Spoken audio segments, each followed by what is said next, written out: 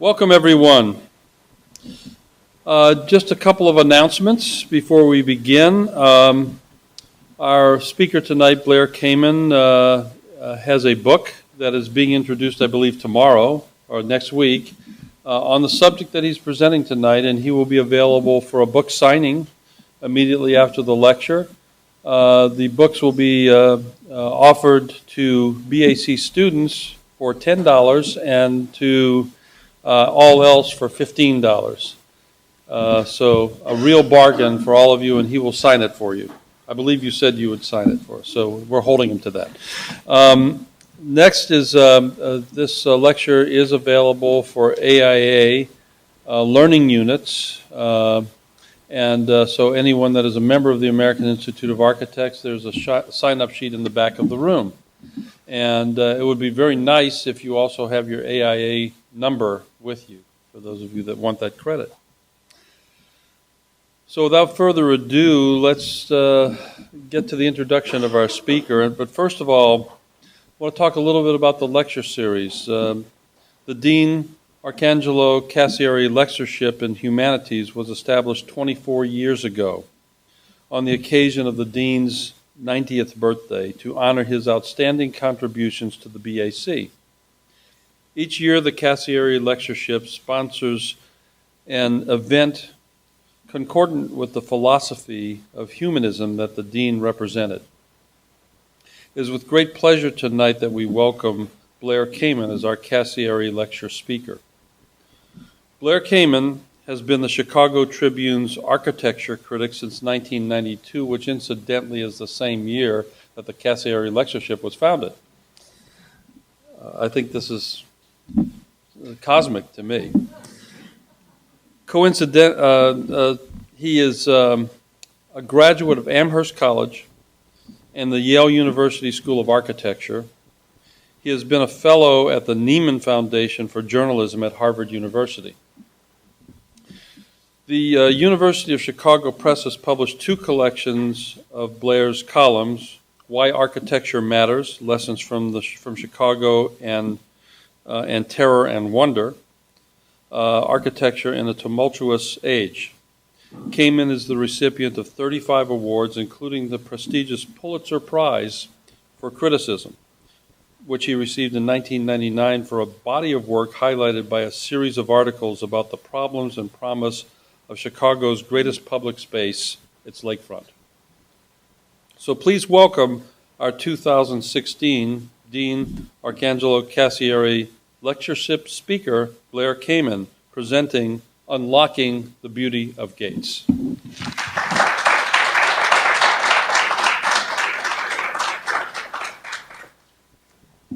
Thank you, Glenn.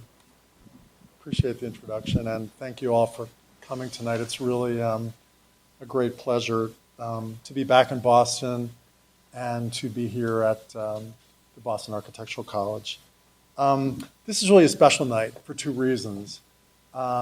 It's the first event marking the publication of a book called Gates of Harvard Yard, and it reveals that teaching is very much an intergenerational relay race in which one generation passes the baton of inquiry and discovery onto the next.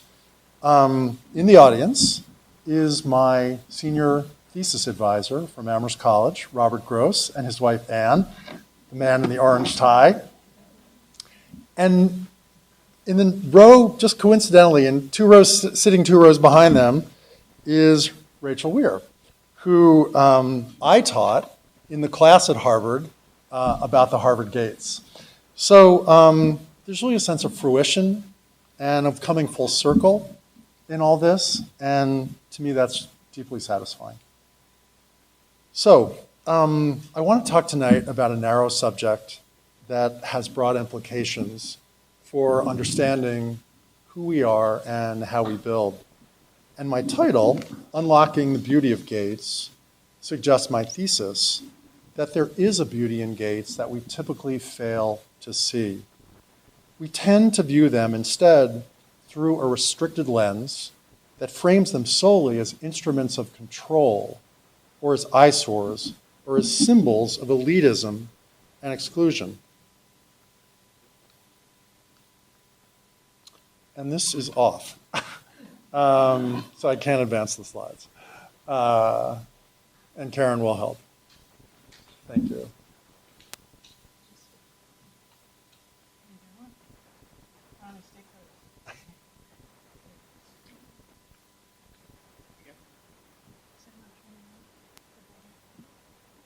There we go. Now it's on. Okay.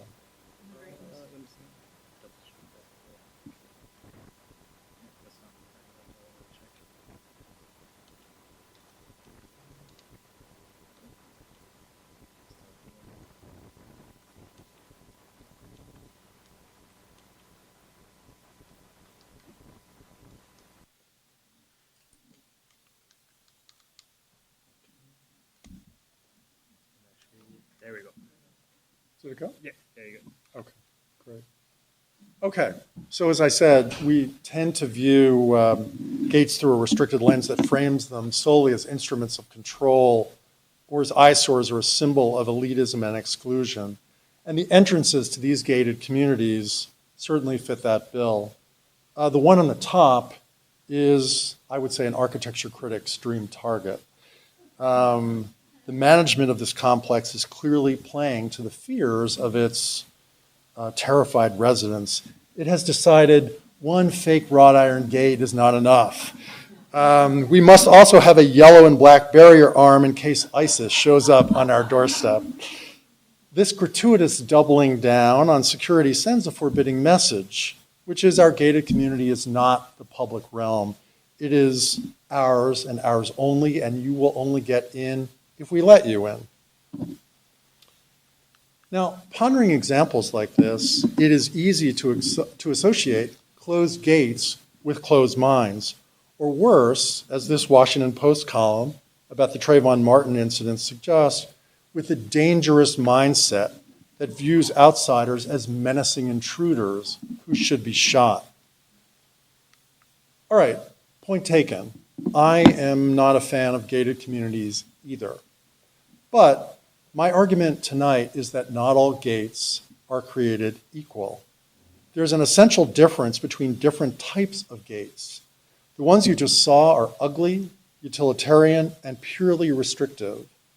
Yet other gates can be beautiful, ceremonial, and symbols of belonging to something larger than oneself, whether it be a quest for knowledge, as in this gate, the famous Dexter Gate at Harvard with its Enter to Grow in Wisdom inscription, or the settling of a continent, as celebrated by Eero Saarinen's St. Louis Gateway Arch.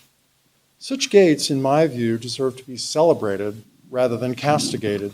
They delineate our passages through time and space, articulate noble ideals and aspirations, and express the profound power of the transitions we make from ignorance to wisdom, confinement to freedom, and life to death. So I want to explore this theme in a talk of 4 parts: a framework for understanding and evaluating gates, the glory of Harvard's gates, the neglect of Harvard's gates, and why gates remain relevant today. But before I do, I'd like to address a question that you undoubtedly are asking yourself. Why the hell is the Chicago Tribune's architecture critic so interested in gates, especially gates in Harvard Yard? Is there nothing better in the city of Louis Sullivan, Mies van der Rohe, and Frank Lloyd Wright to occupy him? So here is how I came upon my productive obsession with gates. It's when I came to Cambridge in 2012-2013 for a Nieman Journalism Fellowship. And when I did, I was immediately struck by the way Harvard's gates do so many things. As you see in the image on the left, they frame views of buildings as well as movement through the campus. As you can see in the images at the right top, they have extraordinary ornament made out of wrought iron. I was also mystified, frankly, by the gates and many strange things about them, like the numbers, like that number 8 up there. And then, what is this pig's face doing on a gate? I mean, what was that all about? So when the curator of the fellowship, Anne-Marie Lipinski, asked if anyone wanted to teach a Harvard winter session class on arts journalism, I raised my hand. And we did have a blast. My co-teachers and I, really schooled the students in the art of journalism as well as the art of Gates. One of the expressions that journalists know is called hat and coat. Hat and coat is when it's 30 below zero and there's a story you have to go cover outside, and your editor says, Martha Sherrill of the Washington Post, hat and coat. And Martha Sherrill is actually here. And she knows that expression, you have to go out and cover the story. So we made students go out and count the number of people who passed through the gates at lunchtime. Right, Rachel? You were there. And you didn't like it probably, but we made you do it. The students dug into the archives and they did visual analysis of the gates. And we really schooled them in the basics of journalism, like that famous Chicago epigram about the need for skepticism in reporting. That epigram says that when your mother says she loves you, check it out. So before long, I was leading tours of gates. And then I started booking expensive overseas flights so I could get my picture taken in front of famous gates. Actually, this was a family vacation, not an assignment, but it's a good line. I even bought a model of Harvard's Dexter Gate, alongside which the book is displayed. So clearly I wanted to possess gates, but they wound up possessing me. Now, I got so deep into this obsession with gates that I learned that the name Watergate wasn't just something plucked out of the air. The Watergate, for those of you unfamiliar with it, is a strikingly curvilinear Washington complex along the river. You see it on the upper right. And it was the site of the notorious break-in to the Democratic National Committee headquarters that ultimately drove Richard Nixon out of office. And you see the result right there. Nixon resigns. Well, since then, we have attracted the suffix gate to myriad words to suggest the stench of scandal. Many of you, I'm sure, are Patriots fans, and I'm sure you're all familiar with Deflategate, right? About Tom Brady deflating footballs. But there are numerous other examples: Billygate, Nannygate, Troopergate, everything gate. Well, guess what? There actually were water gates in medieval castles, like the Tower of London, which you see here, and this is the stark Traitor's Gate, through which one of the wives of Henry VIII passed on the way to her death. And these gates, the water gates, led from the interior of castles into bodies of water. Similarly, a lock in an old canal along the Potomac River, which you see there, was a water gate that opened into the Potomac River and thus gave the Watergate complex its now famous name. Did you know that, Washington Post? No, yeah, so there you go. Only when you have a productive obsession can you learn things like that. All right, so now that I have comically bared my obsessive compulsive behaviors to you, I do want to pose some serious questions. And what should we think of gates? And should we love them? Should we loathe them? And are they anachronisms, or are they relevant to how we design today? So to answer those questions, I really wanted to begin at the beginning, which is to acknowledge facts on the ground and to define terms precisely. So first, facts on the ground. Gates are ubiquitous. From the Taj Mahal gates, which you see in the upper left, to the city walls of Nanjing, China, to Berlin's Brandenburg Gate, to Chicago's Stockyard Gate, people have built gates for centuries and for reasons that transcend geography and cultural differences. Gates are so widespread that I think it can be said, without much exaggeration, that there really are three certainties in life: death, taxes, and gates. We encounter gates even in death, at the gateways to cemeteries like Mount Auburn in Cambridge, as well as inside their gates, where the urge to separate, demarcate, and carve out private space is literally carried to the grave. Now, in the ancient world, as this map of Jerusalem shows, gates were a frequent part of everyday experience. So they were fodder for vivid metaphors and myths. One of the most memorable of those myths evokes a much-loaded line from Matthew chapter 19, verse 24, in which Jesus says, "It is easier for a camel to go through the eye of a needle than for a rich man to enter the kingdom of God." For years, people speculated that the origin of this metaphor was the needle gate, a tiny opening like this one, which you see, and I have no idea who this woman is. I just happened to pick the picture off the internet. It's a tiny opening in Jerusalem's city wall. As the story goes, when the main city gate closed at night, the driver of a camel bearing goods would have to remove the packages, then force the camel to get down on its knees in order to pass through the tiny gate. Now, as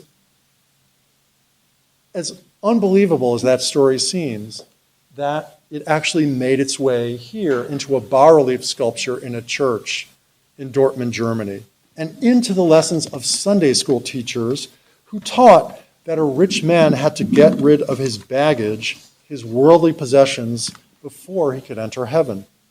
There's just one problem with the story of the needle. Some scholars now say that it isn't true, but it's a great story, so I wanted to tell it to you anyway. We can say with greater assurance that gates have shaped our sense of time as well as space. In the Roman world, the two-headed Janus was the god of beginnings and transitions, of doors and gates. Janus could simultaneously look forward to the future or backward to the past, and his name forms the root of our January, the door to the new year, when we ponder the last year and anticipate the year to come. Today, of course, the term Janus face means deceitful and two-faced. And that really gets to something fundamental about gates. If they have a beauty, it's an ambiguous beauty, one that is inextricably intertwined with the fact that one person is controlling how another person can move through space. Control is the key word. And it should be noted that gates control access in two directions, not one. As the British usage of the verb gate makes clear, gates are designed as much to keep people in as to keep them out. So how we regard gates depends greatly on the position from which we regard them. Are you outside the gate wanting to get in, or are you inside the gate wanting to get out? Do you view gates as emblems of belonging or as barriers that should be breached? This much we know. He or she who controls the gate controls access to the city or to freedom beyond a prison's confining walls or to a coveted meeting with the President of the United States. That's why we use the word gatekeeper to describe, say, the mother who is the nutritional gatekeeper for her family, for what her family eats, or, I love this digital era version of St. Peter who is asking the new arrival to heaven for his username and password. Gates once represented the border of civilization, of human order. The territory beyond them was deemed profane, not sacred. After the Romans sentenced Jesus to death, he was crucified outside Jerusalem's city gates, as if the holy city needed to be cleansed of his alleged impurity. Similarly, this paradigm carried over to the New Jerusalem, Boston, where the Quaker Mary Dyer was drummed outside the city gate and hung for defying a Puritan law banning Quakers from the colony. All right, so we know that gates are about control and ambiguity, but how should we, as critics of the built environment, distinguish between the good ones and the bad ones? I suggest that we consider them through three lenses: as objects, as places, and as vessels of identity. Here's a striking example of one gate as an object. This is the University of Chicago's Cobb Gate, originally known as Hull Gate, which was designed by Henry Ives Cobb and has served since 1897 as the entrance to the U of C's main quadrangle. As you can see, this fanciful Gothic gate is a focal point due to its combination of muscularity and delicacy, seriousness and playfulness. Its mythical figures, I should have taken the water.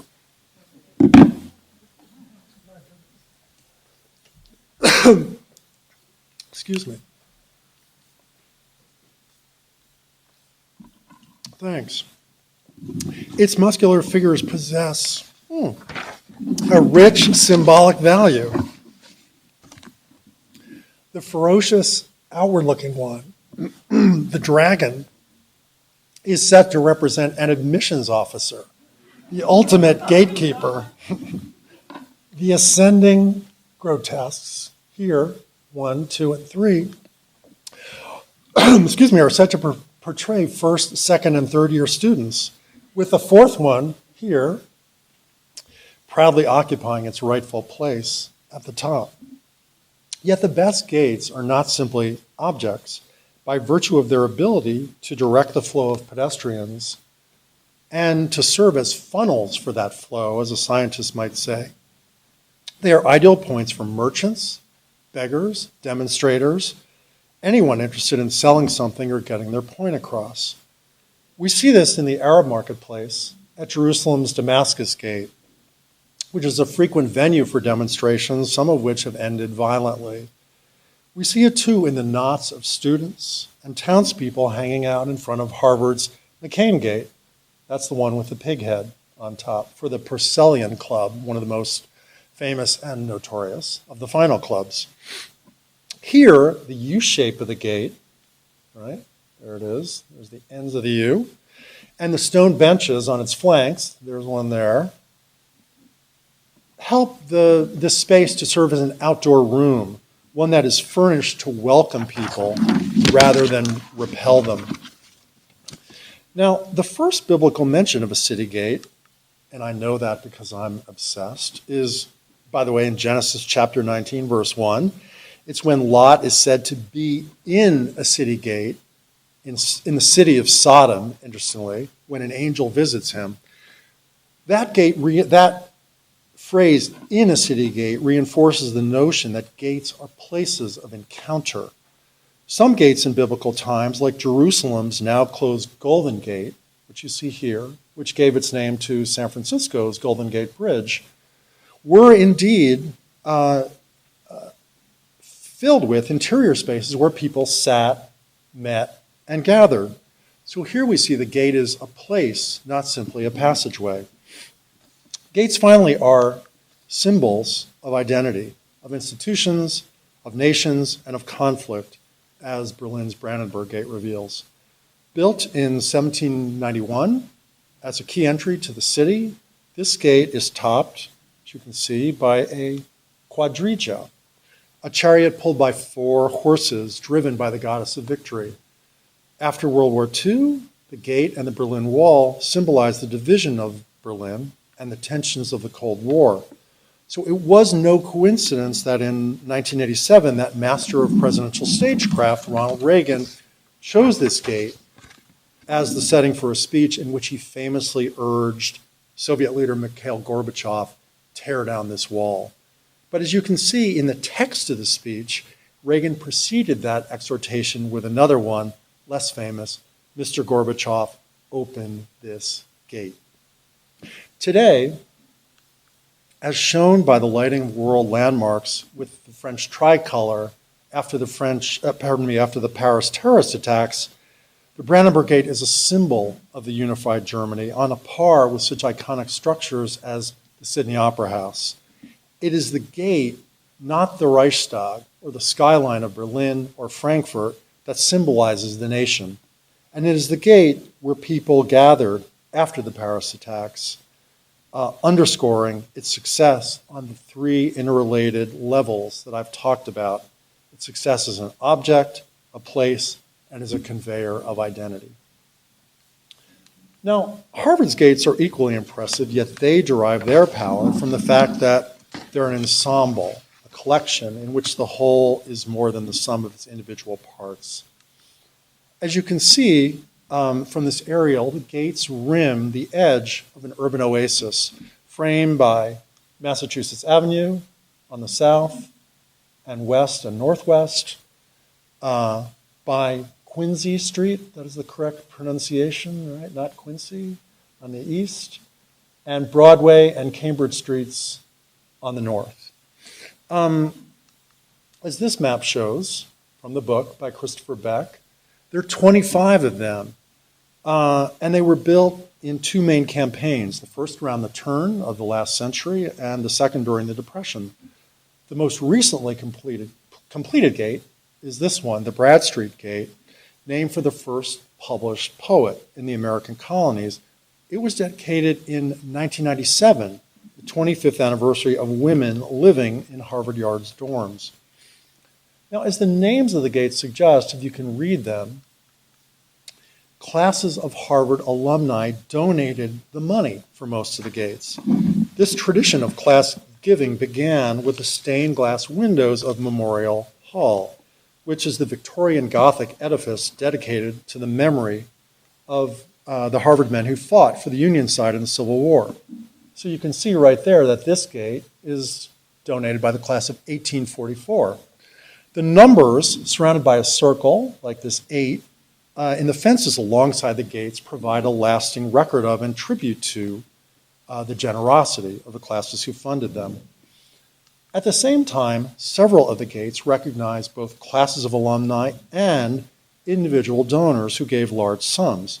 This one honors the class of 1880 and one of its most distinguished members, Robert Bacon, who was a classmate of Theodore Roosevelt. There's Bacon's name, there's Roosevelt's. Bacon was a U.S. ambassador and later served briefly as Roosevelt's Secretary of State. Another gate, the now demolished Dudley Gate, recognized Thomas Dudley, who sailed on the Arabella with the Puritans, helped found Harvard, and governed the Massachusetts Bay Colony. That's Dudley, the old Puritan, right there, in the bas-relief sculpture beneath the quirky clock tower. This quirky asymmetrical gate, which was very expensive, was destroyed in 1947, only 32 years after it was built, to make way for the modernist Lamont Library and the very unremarkable gates that lead to it. That was quite a loss. Now, the number of gates, 25, may surprise you if you've ever walked around the yard because you can't use all of them. About a quarter of the gates, 7 to be precise, are permanently locked. And some, like this one, which leads into the yard from the Neo-Georgian Cambridge Fire Station. Harvard forced Cambridge to build a Neo-Georgian fire station that would harmonize with the campus. Some of these gates are only open occasionally. The yard, it's worth noting, is a privately owned public space, which is to say that the public is free to enter it, but Harvard controls it and has the right to limit access to it. And that's precisely what the university did in 2011 when this Occupy movement tent camp went up within sight of the John Harvard statue. You could only gain access to the yard by presenting an ID to guards patrolling the gates. This restriction infuriated many Cambridge residents who use the yard on a daily basis as a shortcut. Yet I would argue that this moment was significant not because it was typical, but rather because it was exceptional and because it caused people to lose sight of what the gates give to the campus and its environs, a gift that is considerable. Here's where that gift began. We in Chicago modestly refer to our city as the capital of American architecture. So, of course, the story of Harvard's gates begins where else but in Chicago. Yes, it begins with this man, Samuel Johnston, Harvard class of 1885, a Chicago financier and real estate entrepreneur who had poor eyesight but an eye for beauty. In 1886, the 250th anniversary of Harvard's founding, Johnston walked through these twin granite pillars, which terminated the old-fashioned post and rail fence that had surrounded Harvard's yard from colonial times. A true Chicagoan, a man who made no little plans, Johnston found this entrance wanting on the grounds that America's first university should have a monumental gateway. So when he died in that same year, 1886, he left $10,000 to Harvard for the construction of a new gate. And the Johnston Gate, designed by Charles McKim of McKim, Mead and White, opened 3 years later in 1889. And here it is, as captured by the photographer Ralph Lieberman for the book. There's a recessed central entrance, which you see here, which was originally meant for carriages and it's now used by vehicles. And then there are foot gates for pedestrians on the side. The gate marked a turning point in Harvard's architectural history. As you can see, it rejected the florid ornament and polychromatic palette of the Victorian Gothic Memorial Hall, the building I showed you earlier, and returned Harvard to its Georgian architectural roots. It is no accident that the gate blends seamlessly with Massachusetts Hall from 1720, the oldest existing Harvard building, and Harvard Hall, another early 18th century building. Seeking to harmonize with their weathered, variegated brick, McKim searched Boston brickyards for bricks that had been turned green, black, or tan by excessive heat. These were called culls. So, and you see them here. You see the variegated, weathered character of the brick. Blended with conventional red brick, this so-called Harvard brick had the patina of age, even though it was brand new. Stone plaques containing the Veritas shield and Johnston's personal shield, right here, Samuel Johnston, convey a sense of authority. And as a Chicagoan, I love this. Chicagiensis, that is Latin for Chicago. The ironwork of these gates is stunning. The cross on the Johnston Gate represents Harvard's commitment to training ministers. 1636 is the year of the university's founding. 1889, and this shield and escutcheon is the date of the gate's completion. Now, like most architects, McKim blew the budget. He needed an extra $6,000 from a woman named Mary Alice Appleton of Boston's wealthy Appleton family to pay for the spectacular ironwork of this gate. Now, Mary Alice Appleton is recognized in a touch straight out of the Da Vinci Code with her initials, which are displayed in reverse on the back side of the gate. What looks like AAM is actually MAA, standing for Mary Alice Appleton. And why did McKim do this? Presumably because he wanted to maintain a consistency with the reversal of 1686, those numerals which are seen from the gate's back side. Okay. Not all the gates at Harvard are Neo-Georgian. They are more like, all the gates are more like a family of similar siblings than a set of identical twins. This one, the Dexter Gate, rises near the yard's southeast corner with the dorm Wigglesworth Hall behind it. Now note the presence of the dorm. When the Dexter Gate was built, originally there was no dorm behind it, just the pastoral Harvard yard, which is why it made sense for McKim, Mead and White to follow the Renaissance model of Sebastiani Serlio of a rustic gate, which you see here. The Dexter Gate's alternating bands of stone and red give it that rustic quality, that naturalistic quality, and they're among its most distinctive features. But the gate is remembered most of all for the inscription on its entablature, "Enter to grow in wisdom," which you see up here. Just a sidelight, one of the interesting things as we dug into the archives was one of Rachel's colleagues, Becca Mazur, found out that Charles William Eliot, the president of Harvard, considered alternative inscriptions for this gate. One, instead of enter to grow in wisdom, was enter daily to grow in wisdom. And just the omission of that word is, I think, significant. If it had been enter daily to grow in wisdom, it would have sounded like take your vitamins every day, kind of prescriptive rather than soaring. Okay. Few realize that this gate, as you see here, is a memorial to Samuel Dexter, a member of Harvard's class of 1890. He died in 1894, 4 years after his graduation, a sudden death caused by the disease of cerebrospinal meningitis. Now, like all architecture, the gates reflect the spirit of their times. That era, the late Gilded Age of the 1880s and 1890s, had cities like Chicago, which you see here, choking on their own industrial growth and conducting a search for order through the harmonious neoclassical white city of the World's Columbian Exposition of 1893. And it stood, that great fair, in patent contrast to the smoggy, clogged gray city of skyscrapers then rising in the loop.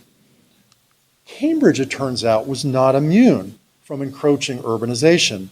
As you can see here, clanging streetcars were barreling through Harvard Square and upsetting the contemplative groves of academe. So in response, some architects proposed grandiose city beautiful plans like this one, which proposed a monumental boulevard stretching from the Charles River, which you see here, all the way up to Massachusetts Avenue. Well, the boulevard was never built, but the gate that was supposed to act as its triumphal completion was built. And you see it here, the rather grandiose and spectacularly oversized Morgan Gate, sponsored by a Harvard alum who owned America's Cup yachts. No wonder it looks too big for its own good along tightly constricted Mass Ave. It's a grand portal without a proper boulevard leading to it. Oops, I'll go back. Okay. Blueprints. For all the young students, these are actually what blueprints look like. They are blue. And as the blueprints reveal, McKim, Mead, and White planned the gates meticulously and very much as an ensemble. The monumental Morgan Gate I just showed you was deliberately flanked by smaller bookend gates. You see them here, the Dexter Gate, and its sister gate, the class of 1889 gate. And the outcome, as you can see in this overview, is straight out of a City Beautiful textbook. There's a unifying scrim of gates here and here, which helps to conceal Harvard's jumble of architectural styles, right? Georgian, colonial, Boston granite, neo-Georgian, and Victorian. Without the gates, this campus would look far less tidy and unified than it actually does. And with many of Harvard's buildings, like Lehman Hall, here, facing away from the street and inward toward the yard, the gates serve another role. In the absence of doors facing the street, they become the doors to Harvard. As Roger Erickson's lovely sketches show, these sketches are in the book, the gates lend a human scale to the university's imposing buildings. In short, they make a place and engage both the street and the people on it. Now, the gates work equally well as individual objects, and at a smaller scale, more granular scale, as you can see here from this blueprint of a typical Harvard gate, which is nothing over the top, but look at the result. You can see in this gate, the class of 1886 gate, good proportions in those pillars, refined scroll work leading to the lantern, and drop-dead details, like this delicate flower. The artisanship, the craftsmanship here is really remarkable. As Rachel noted in one of her essays, it's a shame that this gate, the class of 1886 gate, had a dorm built behind it, right here, just 23 years after it was constructed in 1901. It's been locked ever since. The effect of McKim's careful detailing is both pervasive and persuasive. You see it in the way that the spear-tip finials, the militaristic touch, give way to graceful volutes as the gates meet the brick pillars. You see it in the extraordinary confection of wrought iron that frames the blue gable of Holden Chapel like a delicate raised eyebrow.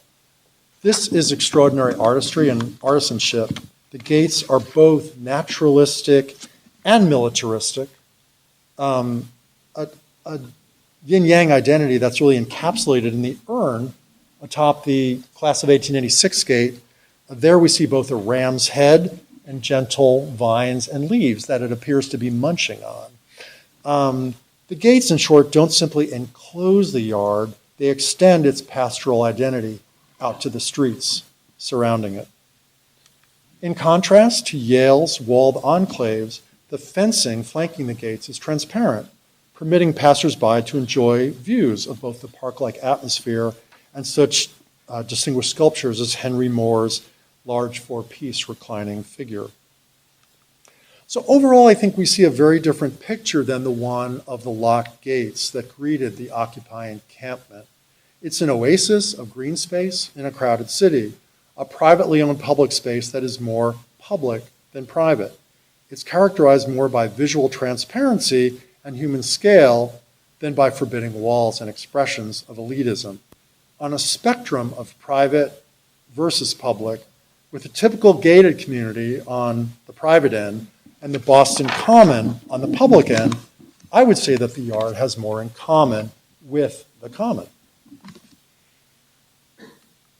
Okay.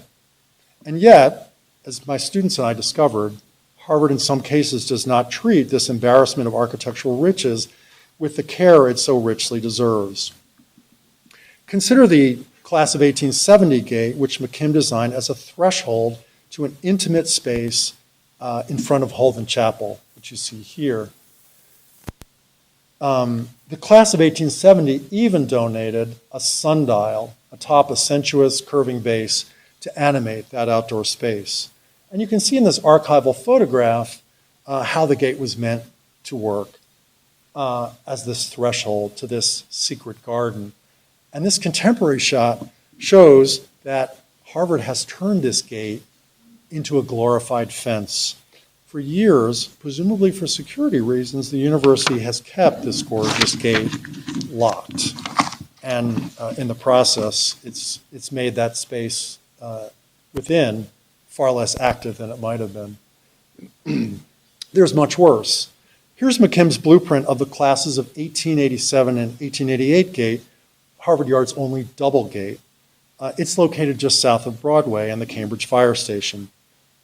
Here's how the gate looked in its heyday, its twin portals echoing the presence of two majestic elm trees. The gate led from Memorial Hall to the spire of the now demolished Appleton Chapel, which you see in the background. Here's how the gate looks today.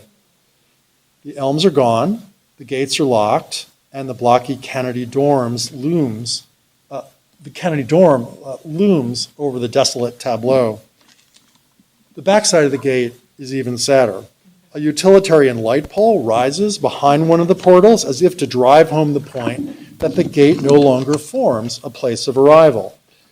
Asphalt campus pathways deliberately bypass the gate, further rendering it a lonely island. And the details are maddening.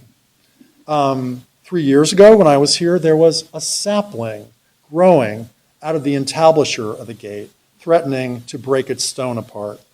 The lion's face presiding over the gate had been beaten up by the New England winter. Most universities would kill for a gate like this. Harvard uses it as a back of campus staging area for construction vehicles. Okay, my love for Harvard's gates only deepens my sadness over the neglect I have just showed you. I do wish that the university and its alumni clubs would follow the example of what the Harvard Club of Chicago did. My club took note of the bald patches in front of the Johnston Gate, which you see here, and they raised $7,000 for new landscaping that was dedicated on Commencement Day, 2014, the gate's 125th anniversary. Michael van Valkenburg designed that landscaping, which includes swamp oak trees and liriope ground cover that blooms with violet flowers. More gates need TLC like this. So when we zoom back out from Harvard and into the air above Chicago, we can see why gates remain relevant today. In a relentlessly gridded city like mine, and you can see that relentless street grid here, the landscape is pancake flat and the blocks roll on with numbing regularity. In a city like that, civic gateways can serve a significant role. They can break down and punctuate space, rescuing it from anonymity and infusing it with identity. And here's a good example of that. The Division Street gateways, a pair of portals that sweep over a wide street and celebrate the ethnic identity of those living along it. Now 21 years old, these gateways abstract the Puerto Rican flag in 45 tons of steel. They aren't just striking objects, but shapers of a place and expressions of identity. Here's another example. This one is on a larger urban scale. The two 1920s towers, the Wrigley Building, right here, and the Tribune Tower, where I work, they form a powerful gateway to the retail street of North Michigan Avenue. And that, by the way, is the Donald Trump sign. And about that, I like it when it just shows the word R and there's no T in it. That's the best way, that's the appropriate way that sign should be seen. But we can talk about that later. Back to the Michigan Avenue Gateway. It did not happen by accident. Around the time the Michigan Avenue Bridge was built in 1920, the architect Andrew Robori envisioned this very type of thing, clearly with a different end result, less symmetrical, but with the same sense of arrival and sense of place, where otherwise there would be nothing but an endless, undifferentiated street grid. Finally, here's the ultimate contemporary gate, Anish Kapoor's Cloud Gate in Chicago's Millennium Park.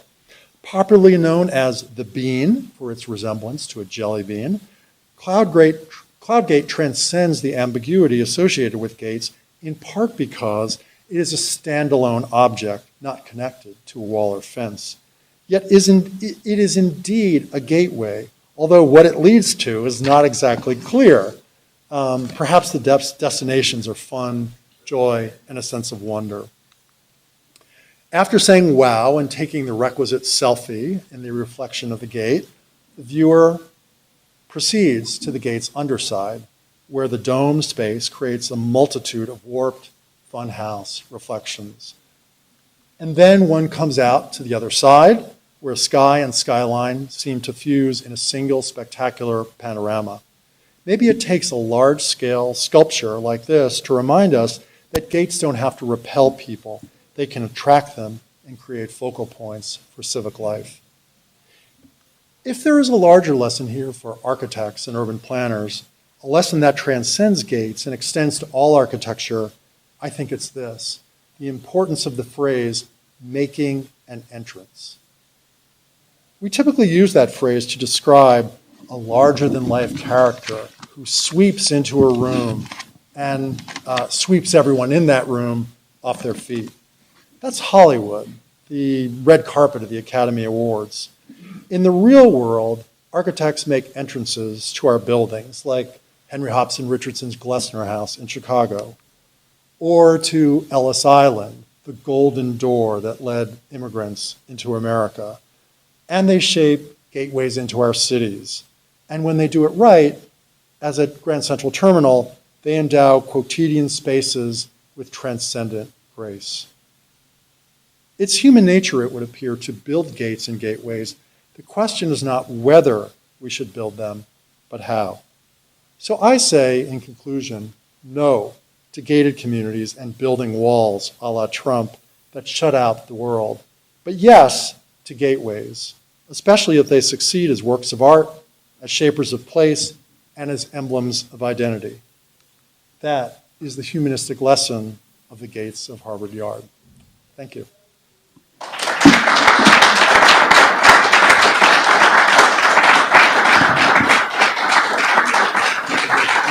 Yeah, sure. Questions from the audience?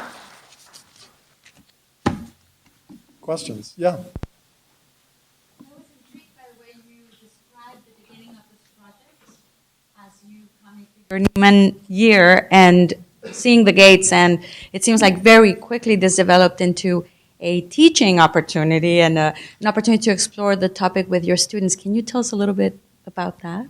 Sure. The class, the class was held during Harvard's winter session.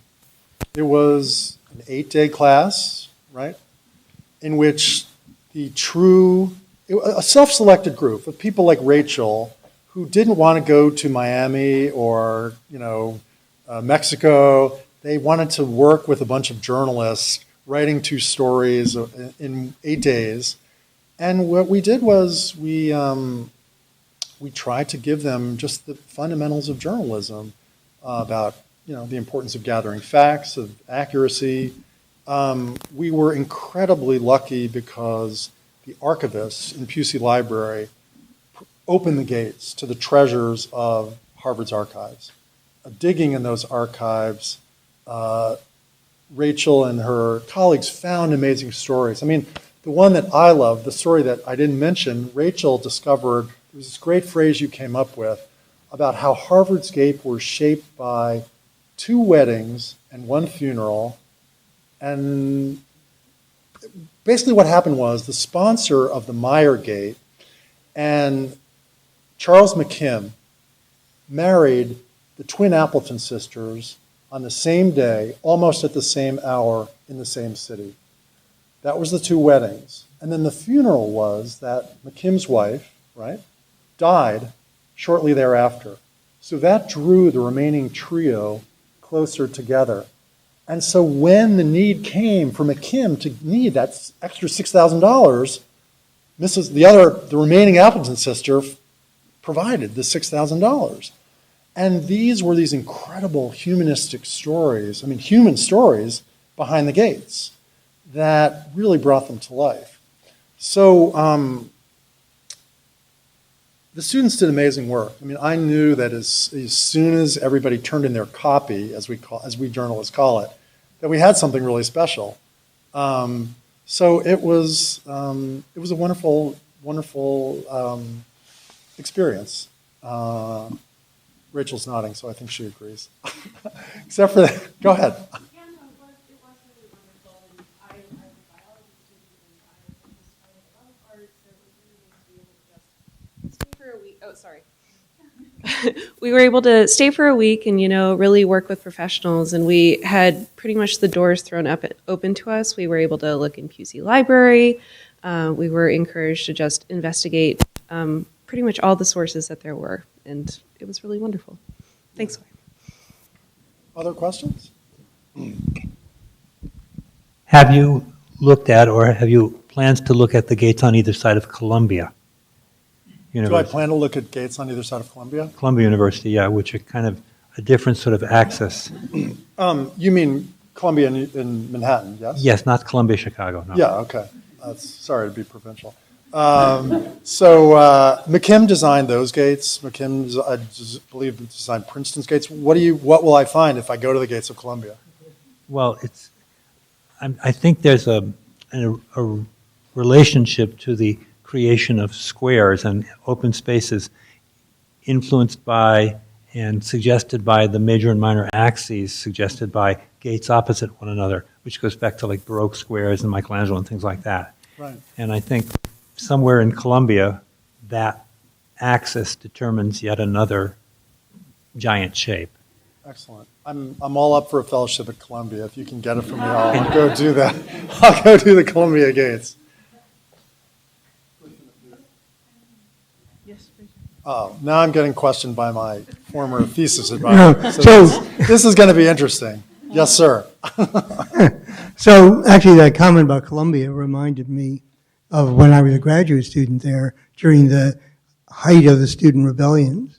Oh, yeah. When they closed those gates at Columbia, they kept all the students occupying inside. Right. And Yeah. enabled then the police to come in when they broke that the occupation through underground tunnels. Nobody could get out either.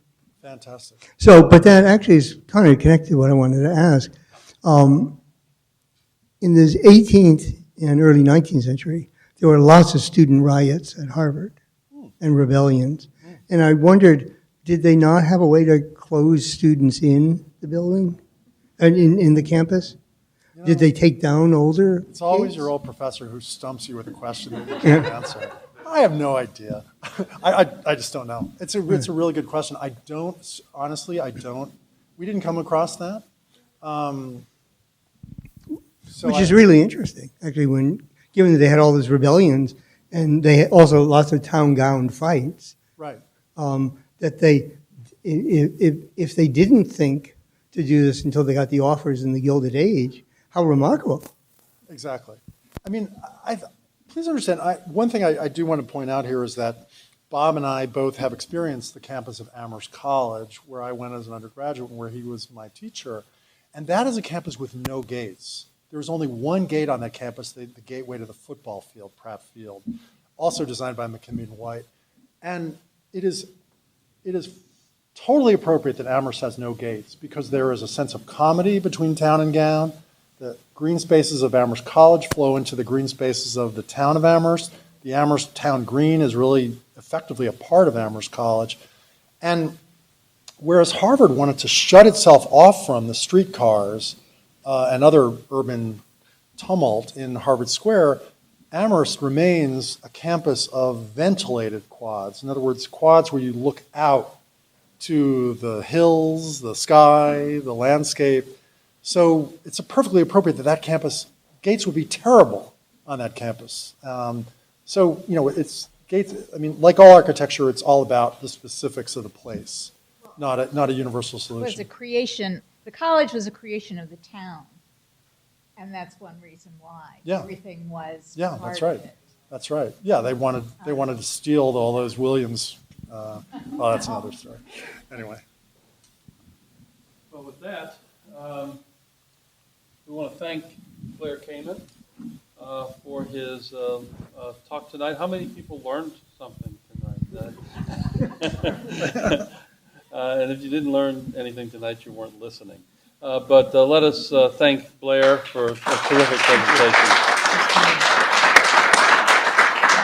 And a couple of housekeeping notes again. Blair has agreed to sign his book, which it's a pre-release signing. And the students, from BAC students, will receive a subsidized price on this, $10. All the rest of us will pay a slightly subsidized price of $15, but it is under the retail value. We're not trying to cheapen your accomplishment. Okay. It's not a money making obsession. It's just an obsession. just an obsession. Yeah. Okay. And once again, in the back of the room, you can sign up if you need the AIA continuing education credit. We do have a sign-up sheet in the back for that. So with that said, thank you for coming tonight, and we look forward to next year's Cascieri lecture. Thanks, man.